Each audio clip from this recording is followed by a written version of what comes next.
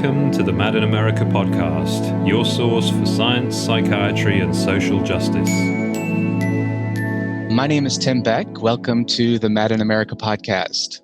Today I'll be interviewing Hans Skott-Myhre, who is a professor of human services at Kennesaw State University in Kennesaw, Georgia. Over the last 50 years, he has worked within a wide variety of human service settings, including residential homes, community health centers, inpatient psychiatric units, homeless youth shelters, transitional living programs, and prisons. Around 2 decades ago, he transitioned into academia, where he now does research in the liminal spaces between human services, psychology, cultural theory, and literature. His recently published book, titled Post-Capitalist Subjectivity in Literature and Anti-Psychiatry, asks the question, how might we be different if we didn't live in a capitalist society? By drawing on Marxist and post-Marxist theory and conducting nuanced analysis of the professional writings of antipsychiatrists, including Franco Basaglia and R. Laing, and the work of fiction writers, including Franz Kafka and Gabriel García Márquez, the text identifies alternative conceptualizations of self and community. Welcome, Hans. Thanks so much for joining me today. It's a pleasure to be here with you to talk about your work. And a pleasure to be here with you, Tim. So to get started, I just want to acknowledge what a rich and diverse collection of experiences you've had over your life. And I imagine this must be a continual source of inspiration in the research that you do. Can you unpack this history a little bit for us and explain how it is that you found your way into academia after working in all of these different contexts? Sure. It's always, like with the book, an interesting process to think through a certain kind of lineage, a certain kind of trajectory in terms of what bits and pieces you pay attention to in response to a particular context and series of inquiries. So what I'm going to talk about a little bit is certainly both extremely partial but pointed in terms of how I got here, wherever that is. In 1971, when I was still in high school, I volunteered at a place called, this is tell you how long ago, Fircrest Mental Retardation Center. That language in and of itself is extremely interesting. And I spent a year there volunteering, working with the people who were there, specifically some young people who had difficulty physically moving about, and had difficulty with being able to speak in conventional kinds of ways, but were certainly available for relational care in terms of building relationships that go beyond the normal sort of parameters of the way we interact normally physically and the way that we interact normally verbally.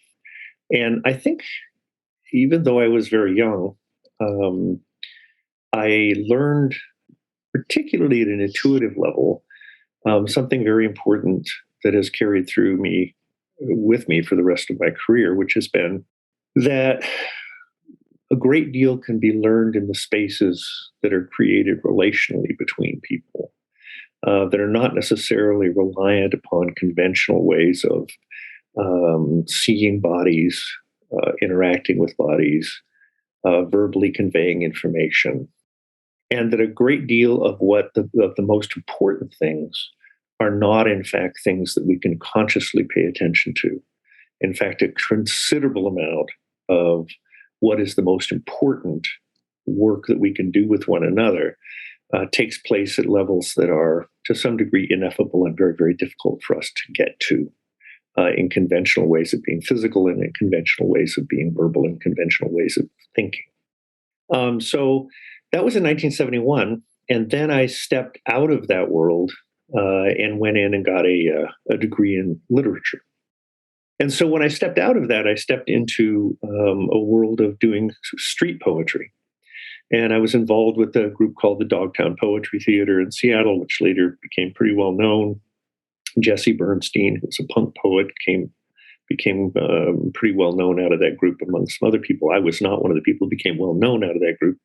In any case, I had gone to Alaska and worked on some fishing boats in the canneries, and so I had a lot of money, because back then you could work in the unions and you could have a ton of money. So I had a bunch of money stashed away, and I thought, well, I'll use this money and I'll go do some good in the world. And as it turned out, there was a mental health center that had just opened up the street in the rather impoverished neighborhood where I lived. And it was one of the very, very first sites for deinstitutionalization. And so I showed up with my degree in comparative literature, never having taken a psychology course or anything having to do with working with people. But I had experience, of course, in the late 60s with various forms of psychotic process, chemically induced and otherwise. And so I kind of felt like I could maybe relate to folks who were having some difficulties in the interface between society and the way that they were neurologically organized. And so I showed up and they hired me. I decided pretty quickly that really the issue was one of being able to be bicultural. And so started talking with folks about, well, how do you manage to sustain who you are and what's important to you in terms of what you're thinking about or what's bothering you, and still manage in the world without getting tossed into the hospital again. And so that sort of became the focus of my work. I wasn't particularly interested in having them be much different than they were, other than being able to be bilingual, as Carl Whitaker, the great family therapist, used to say. That schizophrenia is a disease of pathological integrity. You just don't know how to lie as well as the rest of us. And so I kind of took that to heart and really tried to work with folks in terms of how do you manage the society in such a way as they don't continue to incarcerate you. And simultaneously working as an advocate with the system to try to work with psychiatrists to lower dosages of medications and if possible take people off them because they seem pretty nasty. Haldol was around at that time and it's a nasty, nasty drug. So we spent time there. It was very interesting working in an institution in which they didn't really know what they were doing. And so we got to do some pretty interesting stuff. Because they didn't have any real money to pay us, they decided to make that up with trainings. So they brought in Salvador Minuchin, the family therapist out of Philadelphia, and they brought in the Mental Research Institute guys who were doing brief therapy and Ericksonian hypnotherapy. And they brought in Virginia Satir, and they brought in Frank Fairley, who used to do something called provocative therapy in the asylums in Wisconsin. All of these folks who were doing these really, at that time, really fringy things. And so I like to say that I was never properly trained because I was never trained in the mainstream psychiatric discourses about working with people who were experiencing themselves at odds with the general society in terms of how they process things or express themselves. But when I finished that, I decided I wanted to dig deeper into some of the cybernetics, particularly, and some of the stuff that was coming out of Ericksonian hypnotherapy. And so I sold my house and took that money and went to California and did an internship at the Mental Research Institute with John Weakland, particularly. And John was my mentor for a decade or more, but I spent intensive time there for a couple of months and then actually picked up a gig in San Francisco working at a place called Schrader House. And Schrader House was an alternative to hospitalization in San Francisco. And so I spent about a year working there and then ended up taking a job, interestingly enough, in an inpatient unit immediately following. So I was very happy at Schrader House. I was not happy in the inpatient unit. And finally really had to resign because they were about to fire me for interfering with actually this is a serious ethical lapse in one sense and an ethical statement in another, for messing with the charting of a patient who was about to get electroshock in hopes of diverting him from getting electroshock. I went into the chart and actually changed some things around, which would indicate he shouldn't go. And they found out, of course, and he did get electroshock, but which I thought was really sad because I don't think that was what was necessary for him. But I was low man in the system, and so they didn't take me very seriously. So I moved on from there after having a tussle with them about that. And then Went from there into foster care, actually, and spent a number of years working in the foster care system. And then from there, ended up working in runaway and homeless youth services, which is where I spent the bulk of my career. That was what I did for the last 10, 12 years of my work in the field. So there are a couple of things to think about for me about that. One is that I never did anything of this on purpose. It wasn't as though I said, I want to work in mental health, or I think I want to work with this population of people, or I think I want to, become an expert in these theories. Things appeared and became opportunities and things that I could do that looked interesting. And so I pretty much went from one thing to the other based on the idea that looks interesting. That might be an interesting thing to do. That might be an interesting thing to know. But there was very little intentionality about it in terms of almost all of it was accidental, stumbling across things that looked like, well, that looks like to be an interesting thing to do. So that was my career. I mean, there's much more I can say about that, but I'll stop there. Oh, yeah. Thank you so much. I know that already starts to touch on so many themes that I hoped that we would at some point cover, so that'll provide a great foundation for us in terms of the other themes that hopefully come up. Some things that stood out from what you were saying, one, like the importance of language and the ways that we talk about ourselves, the way that we talk about our work. And two, this idea that there's something about relationships with other people that can't always be put into words, but that it's still important to acknowledge and pay attention to, and sort of the indeterminacy, as you talk about it in your book, of like what can happen when people get together and they start living together and working together. Like things start to open up. Like all of these themes to me were things that stood out when I was reading your book. Kind of curious, maybe if you could talk a little bit about your academic research that you do.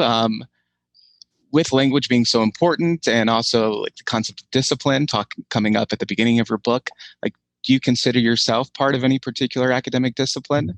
Do you have a particular way of talking about the research that you do? And if you do, why? And if not, why might you avoid putting yourself in a box in that sense? Okay, so I got into academia when I ran out of the belief that what I was doing with young people made any sense.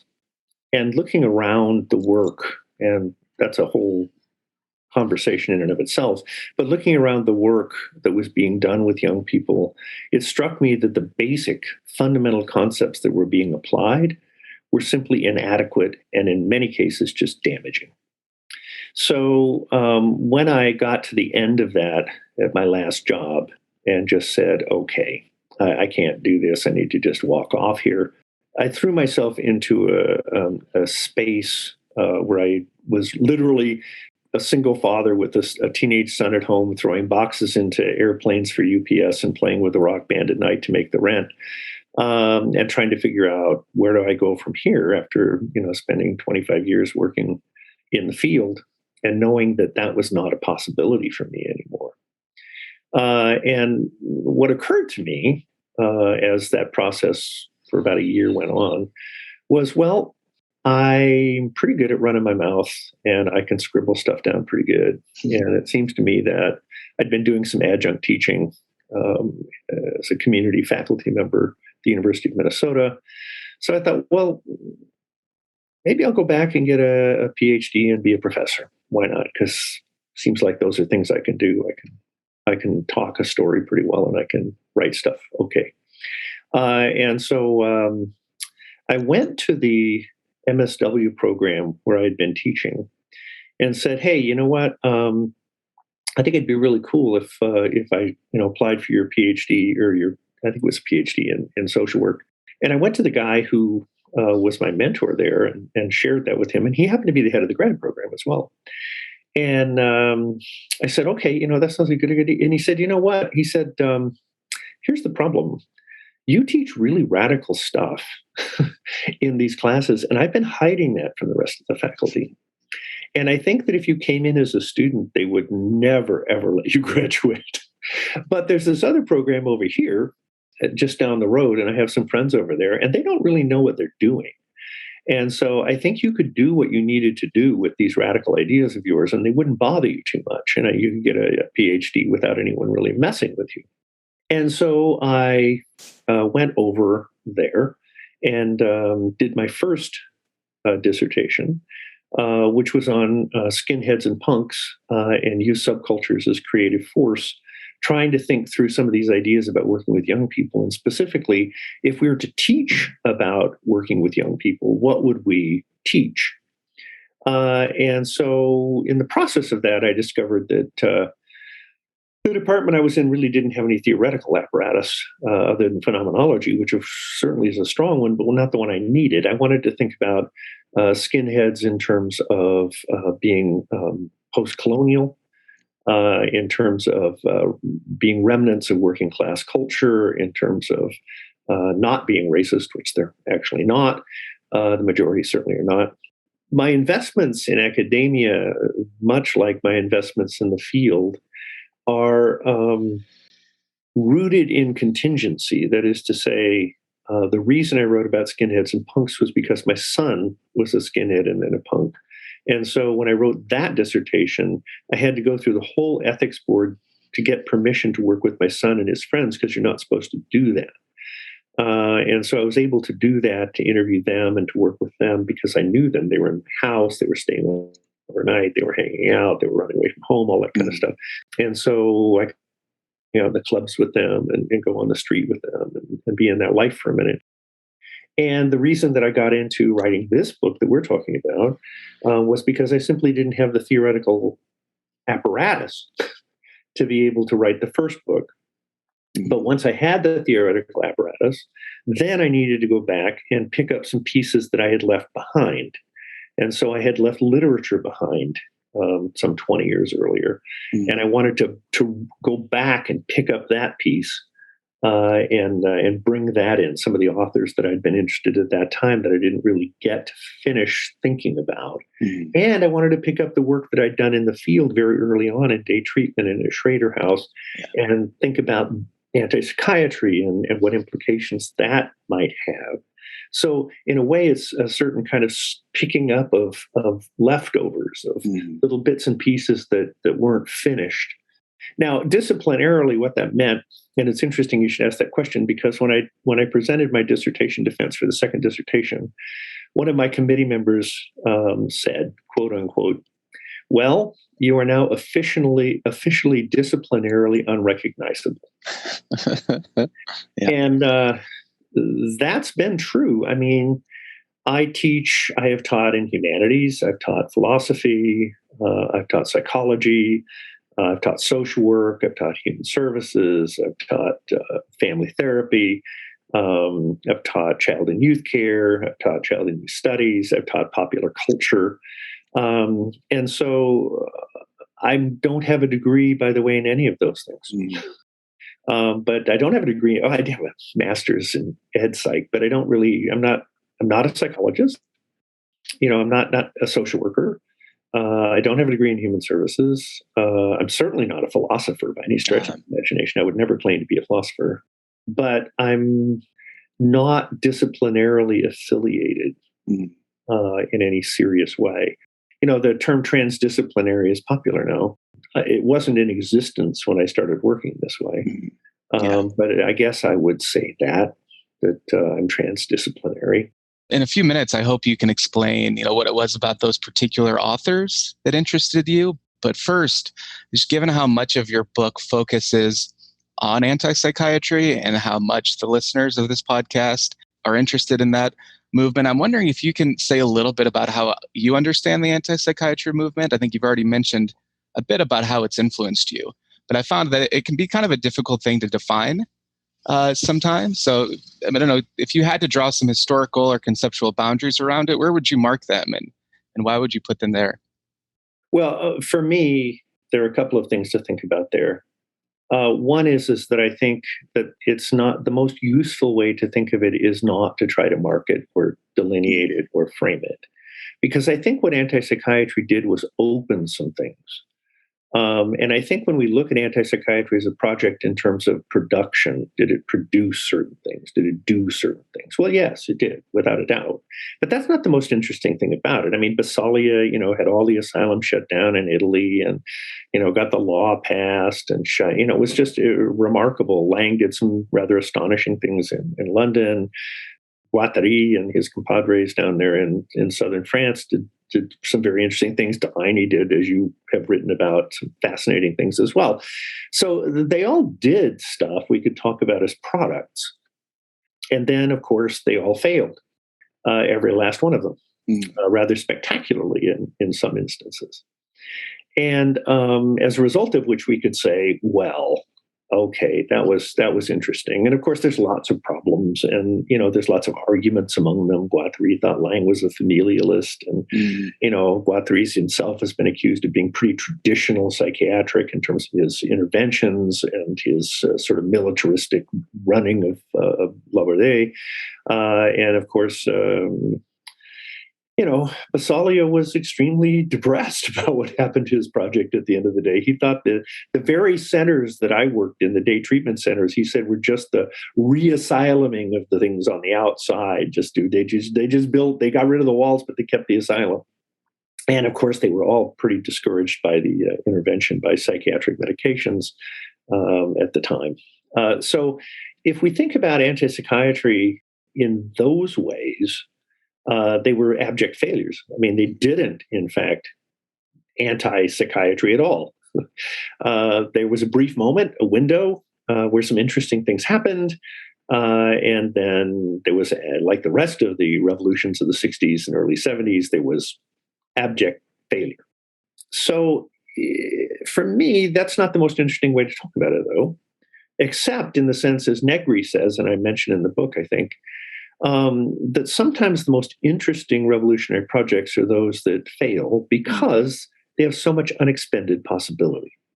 And I think that for us to think about antipsychiatry, it's not particularly useful to think about, was it a good thing? Was it a bad thing? Did they screw up? Critique is so easy. Mm-hmm. I don't like doing critique particularly. And when I fall into it, I'm not particularly happy. And most people's critique, it comes out of my own little resentments or bitternesses about things.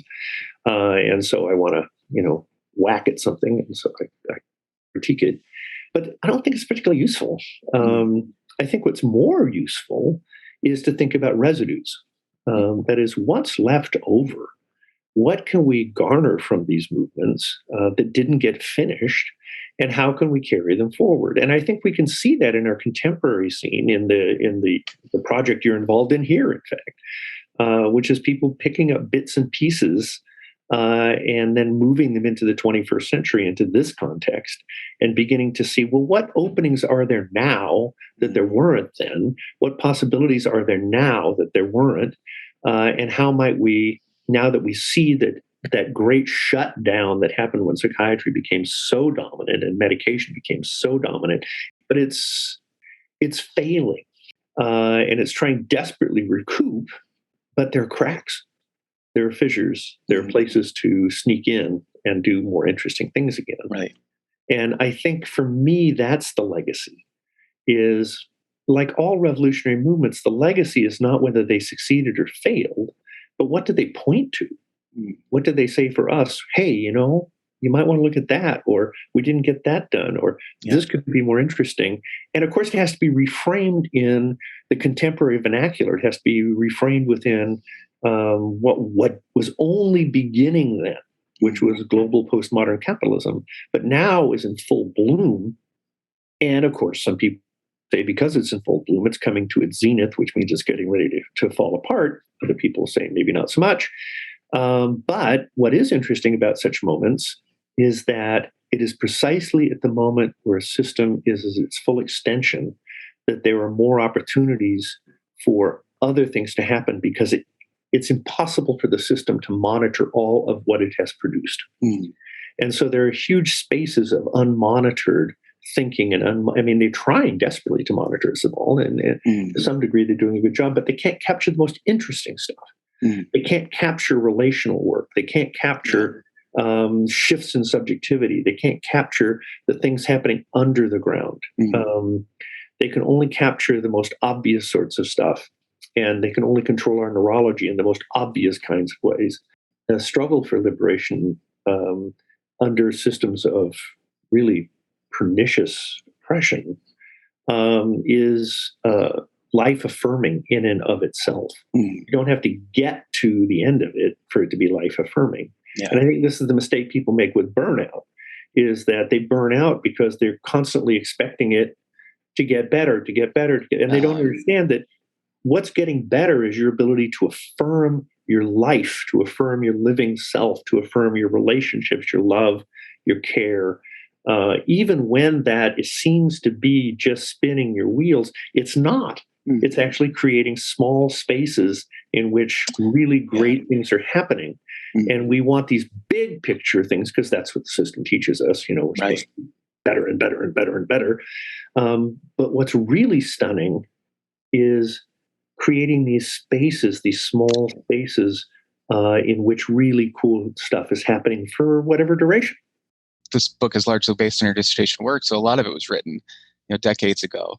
But as I was reading it, so much of it seemed relevant to what was going on today. And I think, thinking that we live in a time in history where these major world powers, including China and America, are openly detaining large numbers of innocent people on the basis of criteria ranging from ethnic and religious background to immigration status.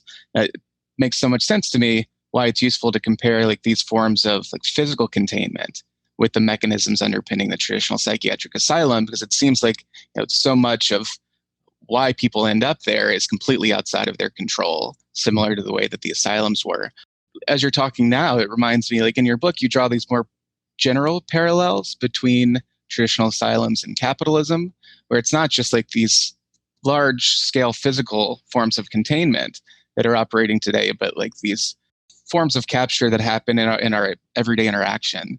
And so maybe I was wondering if you could just kind of define what you mean in your book by the logic of the asylum, why that was so important for you then, and also how do you see its relationship to capitalism as being so important now? One of the things that I talk about in the book is the metastasizing of the asylum. That is to say that where the asylum may have been, if we use the metaphor of cancer, a rather contained tumor, for example, that contains things, when it metastasizes, it spreads throughout the entire system and is no longer contained as a tumor, if you will. And so it's not to say, by the way, that the people contained inside the asylum are cancerous, but the other way around. That in fact, if we think of capitalism as a virus, one of the things that capitalism does is that it invades the society's cellular structure and reconfigures its social DNA so that it replicates itself in the same way that a virus does and gradually spreads itself throughout the system. Initially, of course, for that to happen, there needs to be an initial spot of containment where the body is entered and then the disease is centered. And actually, Deleuze-Guattari used the term vacuole. And they use it in an affirmative sense. They talk about vacuoles of non-communication because the vacuole is a cell within a disease structure that actually sustains its health and then gradually spreads itself through the system through antibodies and so forth and so on. But capitalism is, to many respects, an asylum in several instances. One, the asylum was a space to contain misery, poverty, neurological difference, sadness, rage. It was a space to take people who expressed these things in ways that were disturbing to the dominant society that wanted a smooth surface, to put these folks in a space where they were removed. Initially, these were spaces of containment, but that was the modernist way of doing such things.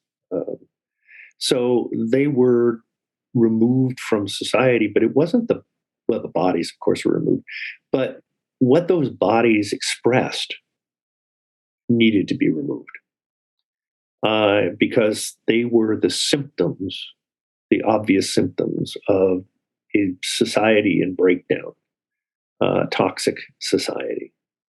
And so certainly one way to manage the appearance of a society as not being toxic, but creating it as a smooth surface, is to remove those bodies that express difference and agony and misery.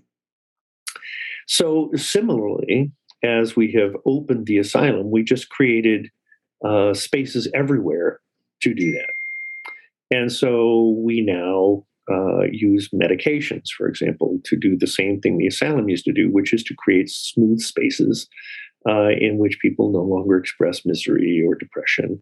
We create programs through social media to give people the impression that they need to manage their misery and their sadness and their anger in such a way as to not be problematic to their work or to their families. We manage people's sense of difference by identifying them as diseased if they express emotions that indicate they're unhappy with things. Certainly, if people have ways of perceiving reality that are at odds with the message that capitalism wants to give of being a purely rational system, when in fact it's an utterly psychotic system and utterly delusional, then certainly you don't want bodies around that give the impression that it is delusion, that people are manifesting delusional, that they're picking up on that element and manifesting it through their neurology. So the asylum has been spread everywhere. But it does the same things. And capitalism is now the administrator of the global asylum. But it also, and it's also an iatrogenic system, which is to say that it produces madness. We no longer we do put them in psychiatric hospitals for brief periods of time. The more and more we put them in refugee camps, we put them in prisons, quite literally now. I mean, in the United States anyway, the prison industry is where we put a hell of a lot of people who express misery, anger, sadness in ways that are unacceptable within the dominant society that, in a way, contravene the dominant narrative, which is things can get better. You can always get better. You can always be happier. You can always, and if you have bodies that contravene that message and say, no, you can't, the system is not functional that way. You really can't get happier. If everyone's depressed and everyone's anxious, then how can that be an individual problem? That has to be a social problem. And it's a social problem that capitalism can't admit because it means it's not doing what it claims to do, which is to provide a society with enough capital that everyone can strive and do better and be happier and healthier and right. And it makes me think in your book, you mentioned Marx's term, the lumpen proletariat. And it seems like you're saying that he refers to people who are disabled or severely distressed or without a home as this group, the lumpen proletariat. And he really struggles to figure out how they fit within his model of the revolution. They don't quite work because they're not workers. They're not the working class. Right. And so it seems like you're saying it fills this void within his system that he never really figures out what to do with it. But it seems like you're trying to kind of reframe that group in a different way. And I really like the way you do that. It kind of reminds me of at the beginning of your book. I just want to bring in this quote. It says that what you're interested in is the question of who as an ontological inquiry, which explores subjectivity as the driving force in human politics. And you have this really great phrase like, who are we to become if we are not this? And this idea of like sort of reframing that group in not necessarily a more productive way, in a sense, producing something for capitalism, but in a way that creates some value for that group. I found that really interesting. I don't know, can you elaborate a little bit more? Like, what do you mean by that? Like this idea of this category of who as an ontological inquiry and what role that plays for you in thinking through like a radical form of politics? I think there's, of course, a fine and dangerous line here that would say that, well, are you romanticizing the folks who are suffering and saying, they're the revolutionary vanguard, they're the ones to lead us forward, and isn't that great? No, I'm not saying that. I am saying that they point to symptoms. They point to both possibilities, alternate neurologies, alternate ways of thinking about things, alternate ways of managing emotion. So there's lots of ways in which they point to something other than the conventional capitalist subject, because, as I say in the book, they're constitutively incapable of belonging. Mm. And so I think to be constitutively unable to belong to a system because of the way that you are configured physically and neurologically, emotionally, psychically, puts you in a very unique position to offer something other. And it also places you in a really dangerous, difficult position because you can't fake it very well. And the system it doesn't care for that very much. Because capitalism is built on faking it, right? I mean, that's the name of the game. Fake it till you make it, quite literally. But I mean, the idea that we should somehow pretend that we're okay, we get on Facebook and we present this profile that isn't us at all. And then we try to carry that through in our work life and go to work and be somebody that we really aren't at all. And then and you can't collapse and you can't fall apart and you can't, right? But of course you can, because then we can give you medications so that we can prove that we can make you okay. All of those sorts of things, right? So the majority of us, the proletariat, which is most of us now, that is to say, because we all work in the intellectual labor market, and we're all producing all of the time through social media, we're choosing all the time through our consumption, we're doing all of it because capitalism has shifted its mode of production, right? But the folks, the lumpen proletariat, are constitutively incapable of belonging. And for some of those folks, it really leads to being severely marginalized in really dangerous kinds of ways that can be life-threatening, most certainly. But it also leads to groups of people who find refuge in certain institutions in society, such as universities are full of people who are constitutively incapable of belonging, both students and professors, which I think was one of the reasons that they're under such assault right now, is because they're one of the last places where you can find refuge and be and create and think outside of the dominant logic. So those spaces are a little bit more bourgeois. They're little safer places to be than for folks, for example, who are living on the streets or in the prisons because they can't constitutively belong. Mm-hmm.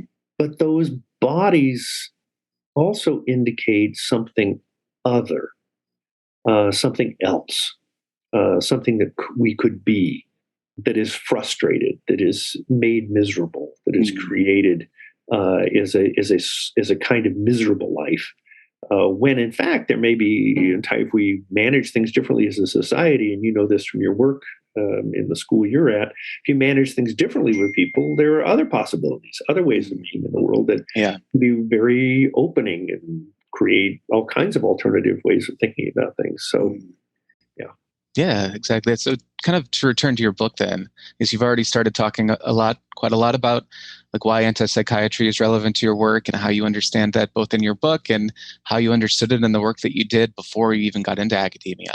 And so for me, like how you're using Franco Basaglia in the book now is starting to make a lot more sense in relation to like a lot of this earlier work that you were involved in. But now I'm starting to think more about your use of literature, and in particular, Kafka is coming to mind as you're talking about this idea of like having to fake it until you make it. Like to me, like that is exactly what he had in mind. The concept of the law. That's the way I understand it. At least is this idea that it's never made explicit, but you have to act as if you understand it, just so as to get by, so that everyone else doesn't, scrutinize what you're doing too closely. And as soon as you start questioning it, that's when sort of everyone around you turns on you. Is that kind of how you would understand it? So yeah, I'm curious, like, if you could say a little bit more about like why Kafka was such an important figure for you in that book and how you see that as connecting to maybe some of the themes you're talking about now, with the relationship between capitalism and subjectivity.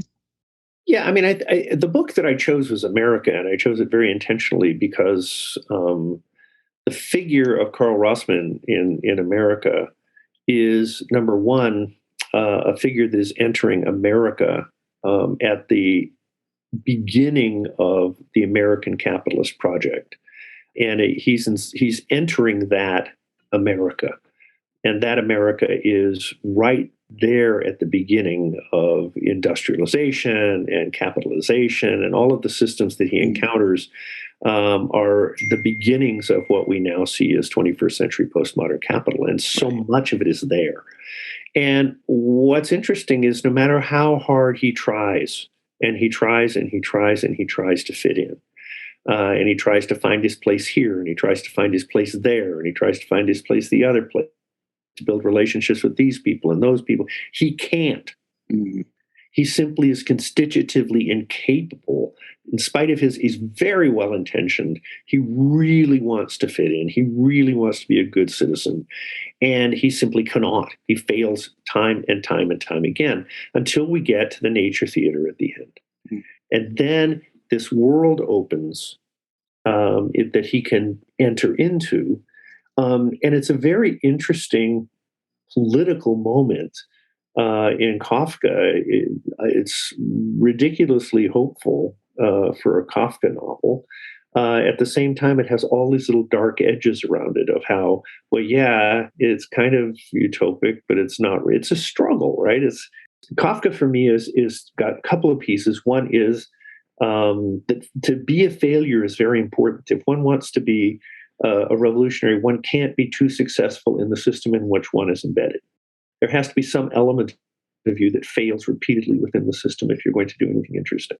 So failure is important because failure always has more residue. It doesn't complete. You don't get there. Because once you get there, you're done. So there's not much more to do then. And we can see this with so many people, particularly when they get to my age, get to older, where they're done. They got it done, and they're not sure, now what do I do? Whereas if you, one of the ways I would characterize my life is that it's been a series of profound failures throughout. And as a result of which, it's been way more interesting because I'm never done, because I can never quite figure it out. I can never quite get there. I can never quite get into it. I mean, now I'm, more successful, but certainly the failures have been very interesting for me and pushed me in different directions, much like Carl in America. I really loved the way that you overlaid the different chapters in your book, and you started with antipsychiatry and then moved on to Kafka, and then you returned to antipsychiatry with R.D. Laing after Kafka. Because to me, that move from the law in Kafka to the family structure of Laing, that made so much sense, especially in terms of what you're talking about, in terms of thinking about the law in these two different ways. And I'm not as familiar with the history of hypnosis, and in particular, like how Laing's work could not be related to hypnosis as you might be. But I'm curious, maybe you can elaborate a little bit on that. Like, what do you see about Laing's critique of the traditional family structure as being relevant to what you're talking about here, relating to Kafka and the law? Because that segue, it made sense to me, even though I couldn't exactly explain it so much, but it just seemed intuitive in the way that you did that. Okay, so a couple of things to say there. I think one is that the law in Laing is the law of the unconscious acceptance of the family dictates. And so to a certain degree, he talks about it as the family trance, that the norms of family life, and I would say the norms of society, particularly postmodern capitalist society, put you to sleep.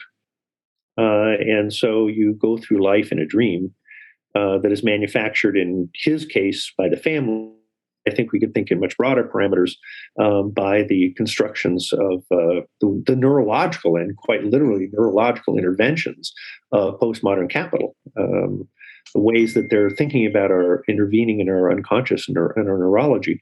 And so there's a very much an induction process into a certain kind of trance in which you're not really fully awake. You're just kind of going through as a sleepwalker in your own life.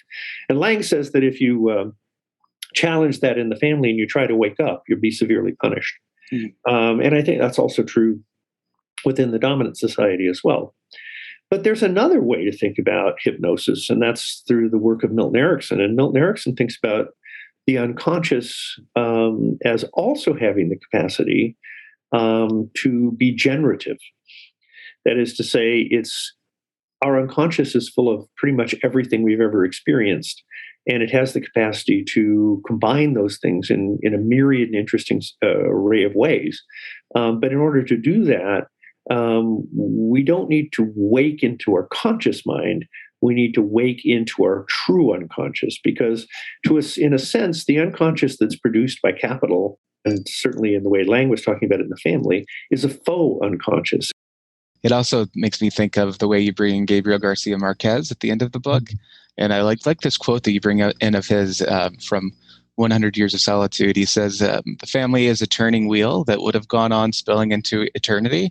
And it made me think, how would it be possible to break free from this? But I think now you're starting to kind of point to that with this interest in sort of a different type of trance. And I think we're so used to just associating fantasy and trance with what isn't real, with fantasy, and it's often pathologized when it's experienced, especially outside of a clinical context. When it happens, spontaneously, we tend to pathologize these other states of consciousness.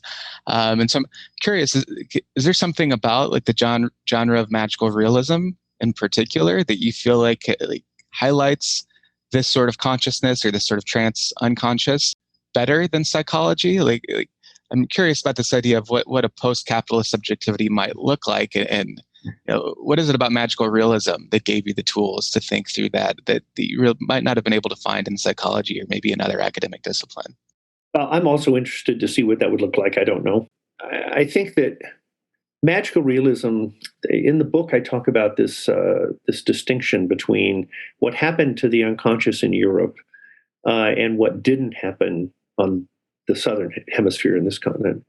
And in Europe, we bifurcated when we got reason and rationality. We bifurcated and created an unconscious. We separated that aspect of unreason, imagination, and we did a tremendous disservice to it. We treated it as not serious, intuition as not serious, fantasy is not serious, imagination is not serious, unreason is not serious, except when it's pathological, of course. But we don't take it seriously as a resource, and we dump it all into the unconscious, and then we give great preference to reason. And when the Europeans in the latter half of the 60s, middle of the 20th century, really got interested in trying to break the hold of reason, because it had led to, being strictly reasonable and rational had not led where people thought it would. It led to genocide and the atom bomb and all kinds of problems, right? Being too scientific, too reasonable, too rational. You see it with psychiatric medications. You can see it with psychiatry in general. I mean, I think psychiatry is one of the few systems that has not responded to critique in any meaningful way. It's still pretty much its own game, and it's pretty much not interested in what other people have to tell it. It's going to operate on its own terms. Psychology is a little bit more responsive in some sectors, but psychiatry is pretty much locked in as a colonial system. It's going to colonize you if it gets the opportunity to. But the creation of the unconscious meant that when you try to step away from reason and rationality, you can only do it through the creation of really dreams, the slippages of the unconscious into the conscious. So the surrealists start using dreams, and but they have to make this transit between the conscious and the unconscious mind in European art, literature, and so forth. So, Kafka makes this huge point of saying, I don't want you to think these things are metaphorical. These are not metaphors. And Gabriel García Márquez says, these are not imaginative events. These are actual. I want you to see them as actual events. And of course, Gabriel García Márquez has gone back and showed how a number of these things that are in the book and considered fantastical are actually things that really happened. But that's not really the point. Mm-hmm. The point is that in the Southern Hemisphere, there was no split between the unconscious and the conscious. The peoples of Central and South America didn't do the European split. And so there was no unconscious. Fantasy, unreason, magic, intuition.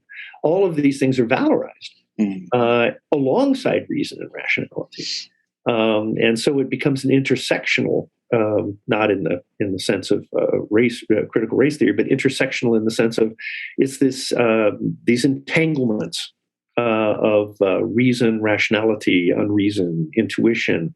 And so the events in Gabriel García Márquez are blends of our consciousness as actual, which I think is far closer to the actuality of how we are as subjects when we don't bifurcate ourselves and then cause ourselves to have to wrestle with these transits between our apperceptions. But we see, and this is, Deleuze and Guattari talk about affect as a transit. When you have a very powerful emotion or you have a very powerful experience, it's a transit, it's a movement. It's not we tend to think of it as a state, but it's not a state, it's emotion. And I think when you bifurcate your unconscious, then you get states and you get distinctions. And we have to raise your fantasies into reality and then analyze them psychoanalytically so that we can understand. Since Deleuze's great critique of psychoanalysis is it lays a pre-existing template on your experiences and then tells you this is how you can understand it. You have to raise it out of the unconscious into reason, and then we can explain it and help you to come to understand it. Yeah. Gabriel García Márquez says, and Kafka as well, says, no, absolutely not. The world is far more complicated and messy than that. And we're creating a lack of reality when we claim to be emphasizing reality. Yeah, I like the way that you said that about how you'd like to see what a post-capitalist subjectivity would look like as well, because it is something like by its very nature, as you're saying, that we can't create a model for, right? We can't figure it out before it exists because we live in capitalism. And as you say in the book, there is no outside to capitalism, at least not, under these current conditions that we're living in. So we can't just imagine some fantasy out there. And that's not what you're saying by, I think, appealing to the magical realist, right? We can't just imagine this fantasy outside of our conditions, but there's actually enough fantasy within our living conditions to keep us busy. And that's maybe a more useful place to start. Do you see anything in today's world, any groups or social movements in today's world who are picking up those threads and pushing back on psychiatry, or the same type of mechanisms that the antipsychiatrists are pushing back on, that are pushing back against those in that way?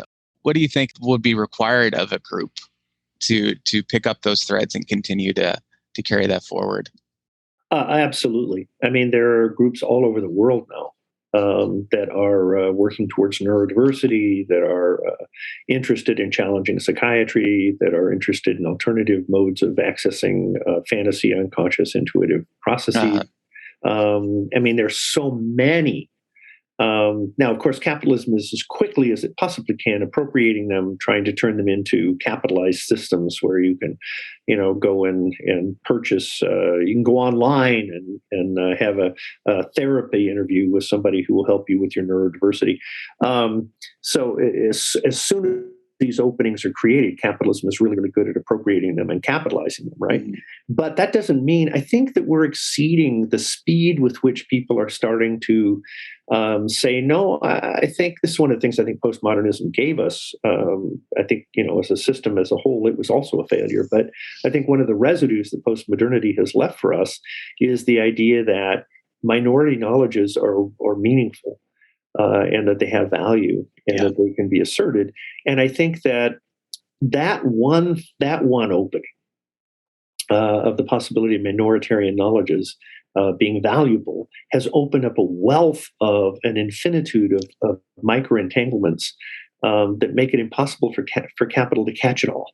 And so I think that this podcast, this movement, the journals, the Hearing Voices Network, the work that Ian is doing with his center there in Britain, the folks who are doing the work in Finland, all over the world, Japan, people are doing really interesting things based in the idea that we're not going to accept psychiatric colonization any longer. we're going to decolonize psychiatry from a neurological point and a physical point of view, and begin to reclaim our minoritarian knowings about who we are and what we're capable of, capacities are.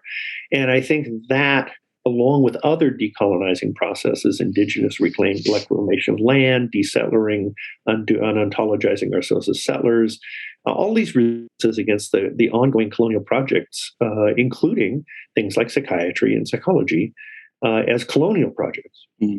And so, yes, I mean, I think anti-psychiatry was in that historical moment where decolonization processes were in movement.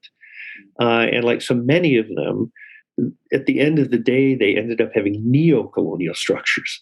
In other words, we get day treatment centers instead of asylums. We get therapists working in private practice with medications, and now general practitioners giving people medications. So the colonial project becomes a neo-colonial project. Same structures are still in place. It's just different modes of distribution of power. But it opened up the possibility of decolonization of psychiatry. And I think that is one of the threads that's been picked up now, is we don't have to accept the colonial force of psychiatry. We can create other things. Now, it's like, so we come up with, people start experimenting with psychedelics, and immediately capital comes along and says, oh, psychedelics, well, that'll make you work brighter, smarter. You just microdose and you'll feel better, and you'll be able to be a more productive capitalist subject.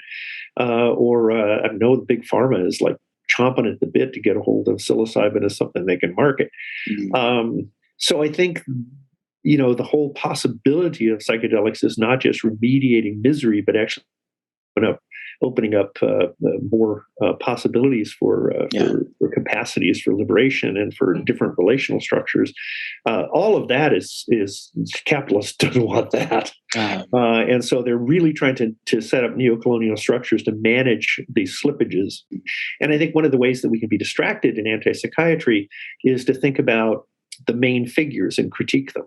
Oh, well, Laing had this problem. Well, Basaglia had this problem. Well, Guattari was depressed, et cetera, and so forth, and critique these, what Deleuze would call personae. But that's missing the point. It wasn't them. It was the hundreds of thousands of people that took those possibilities of decolonization and began to play them out under the ground in such a way that even though it looked like psychiatry was winning for 20 years, when we hit the turn of the century, all of a sudden they started erupting all over the place. And we've got them erupting all over the place right now. And, now capitalists in psychiatry is having to play catch up again. And will they catch? Probably. But then we have to realize there will still be things going on under the ground that will erupt somewhere else. Yeah, you mentioned the neurodiversity movement. And what I was thinking is recently I've come across a lot of different literature within that field. Some literature is critiquing it for sort of just repurposing neoliberal identities like neurodivergent versus neurotypical, and creating like this sort of binary between these two groups. Whereas like other members of the movement who are working within that movement are saying, no, that's not what we mean at all. Like we're not trying to create this essential identity that's different than other people. In fact, we're just pointing to the fact that the way that we talk about our bodies matter, and that we can actually learn to relate to our bodies and each other in a different way by changing the ways we speak. But I wanted to give you the opportunity to talk a little bit about any work that you're currently doing. Like, is there anything that any projects that you're currently working on that you'd like to share some information about, or any new books on the horizon? Yeah, of course. I mean, seemingly constantly scribbling things. We've been doing a lot of work recently on the idea of desettlering, which is really looking at the subjective and ontological formation of settler subjects. Because I think that decolonization, the repatriation of the land, is constantly stalling as it bumps into really core subject formations in terms of settlers. Things like private property, for example, the belief in private property. There's just a ton of them. So we're in the process. We've done a couple of articles trying to think about this. We're in the process of putting a book together, really trying to rethink ourselves as settler subjects. But we're trying to do it in a way that goes against the grain to some degree. which is we really don't want to do what some other folks in the decolonization settler colonial projects have done, which is to rely really heavily on indigenous literature and thought, which we think is immensely valuable for decolonization. I'm not sure that as settlers, that is not just more of us taking advantage. And so we're really trying to go back to the European minor traditions in philosophy and thought and practice to try to undo ourselves from the inside out on our own terms.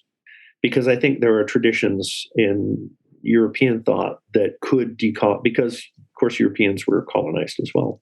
And we lost a lot of those fights in the 1400s to the 1600s in terms of how we might think about ourselves in ways that would not have resulted in the colonial project.